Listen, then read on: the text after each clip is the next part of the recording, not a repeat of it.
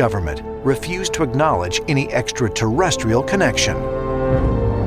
We have, as of date, come to only one firm conclusion, and that is that it does not contain. Guys, आज मैं जिस UFO incident के बारे में बताने जा रहा हूँ उस पे आपको शायद ही यकीन होगा और तब तक यकीन नहीं होगा जब तक मैं आपको प्रूफ ना बता दूँ।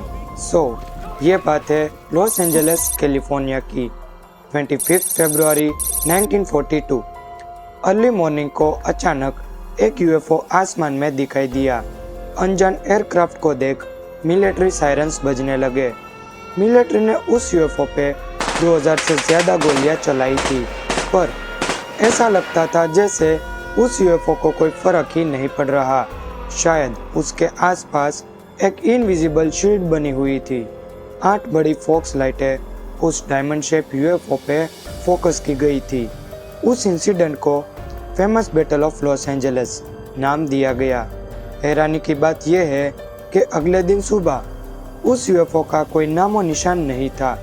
उसके बाद किसी को भी नहीं पता कि वो यूएफओ कहाँ गया, उसके साथ क्या हुआ और वो क्यों आया था। ये अभी भी एक अनसुलझा रहस्य बना हुआ है। उस इंसिडेंट के ठीक 5 साल बाद फेमस रोजवेल इंसिडेंट हुआ था, जिसके बारे में आज ज़्यादातर लोगों को पता ही है। जुलाई 1947 में रोजवेल रेंज में एक यूएफओ क्रैश हुआ था। बाद में गवर्नमेंट ने सारे सबूतों को मिटा दिया था।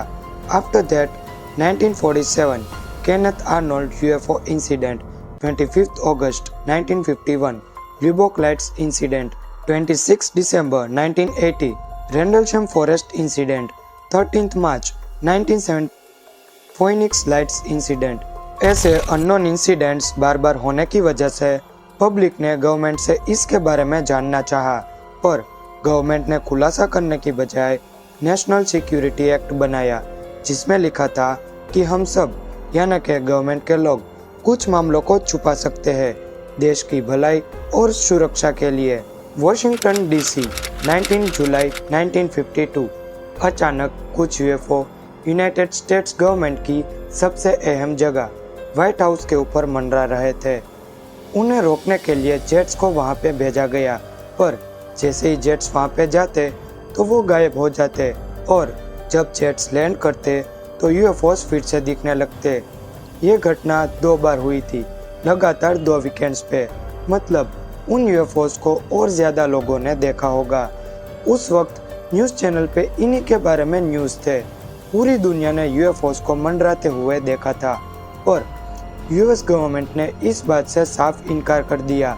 उन्होंने कहा कि वो इसके बारे में कुछ जानते ही नहीं है। As of date, come to only one firm conclusion, and that is that it does not contain any pattern of purpose or of consistency that we can relate with to any conceivable threat to the United States.